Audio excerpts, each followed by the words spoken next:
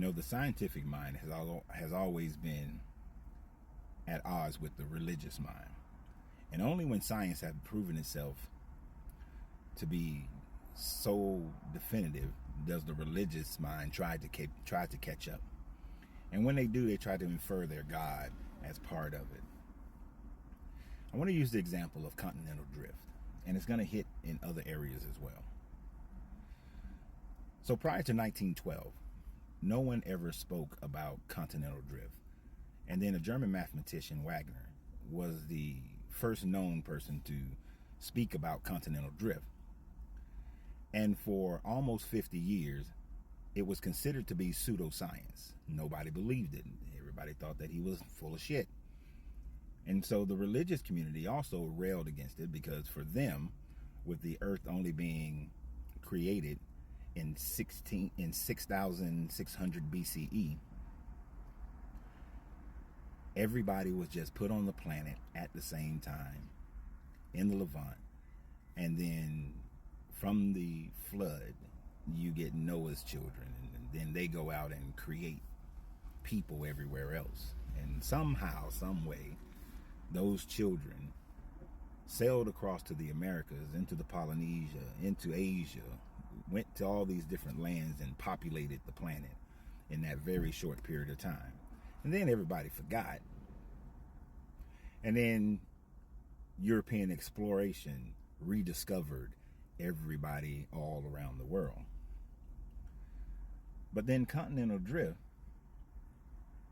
demonstrated that at one point all the continents were one, Pangea. And so because it took billions of years for that to happen, for us to get to the state that we're in now, people didn't want to accept it. But then, once it was proven in 1960 that continental drift went beyond theory to becoming fact, all of a sudden the scientific world changed its mind, and now the religious world had to change its mind. They start talking about that, God's time is longer than man's time, and the 6 days of creation could have been millions of years, or 1,000 years, as they say, for God. But continental drift was still rejected by the church, because 6,000 years of creation was not enough time for the continents to drift so far apart that man couldn't traverse and live on the different continents by walking, because we needed to have been here for millions of years for that to have happened, millions of years ago. But we know the fossil record only shows that our version of man, Homo sapiens, have only been on the planet for only a few million years. And that at the oldest, really, is about 80,000 years of Homo sapiens. Well, no, 200,000 years of Homo sapiens. There were others prior to that, Neanderthal, Homo erectus, other variations of man. But of course, that was not acceptable, because man had to be created in the image of God. Therefore, we had to be Homo sapiens from the jump. But the skeletal record goes against that teaching. And so with it going against that teaching, the church finds itself in a quandary.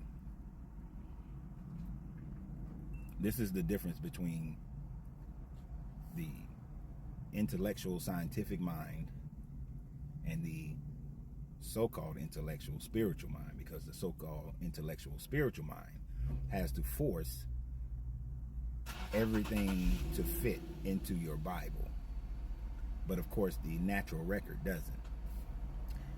And this is where the young earth theory and the aged earth comes into play, because now God made the earth old, and God demonstrated that he made the entire earth old, because Adam was created as a full-grown Homo sapien. And God littered the world with fossils in order to trick man, so that it would be a test of our faith to see if we will believe in this Bible or believe in the facts to which we see. Yet over and over again in your Bible, your God demonstrated himself in order to prove himself to the people. He had all of his Exodus miracles, whether it is the ones in Egypt or the ones that was performed in the 40 years of going around. He performed and demonstrated himself in the sacking and destruction of Sodom and Gomorrah and all these other things. He had to prove himself. But now he expects us to just believe. You see, science will continue and has continued to demonstrate that the Bible is not a book of history, neither natural history nor the history of man. But through cognitive dissonance, humans who find themselves trapped in these religions will try to force their religion into the natural science. And every time, they continue to fail. And I honestly believe, and this is belief, that if was a fifth, we'd all be drunk. Your God shows himself to be real at the end of my life on this body of planet, on this matter plane existence. That at the time of being confronted by him, many of you believe that I will then submit and cry out and be whining and ask this God for forgiveness, but it'll be too late and then I got to go to hell. I would gladly accept that.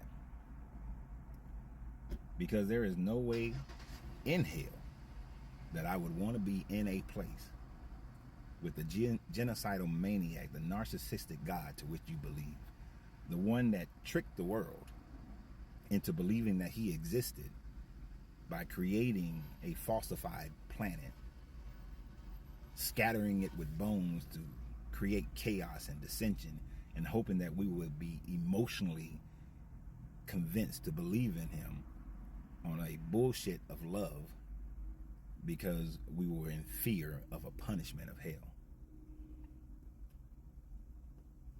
I'd take that any day of the week. And please do not come on here with Pascal's wager. If you're wrong, Christians, and the Muslims are right, you're going to Muslim hell.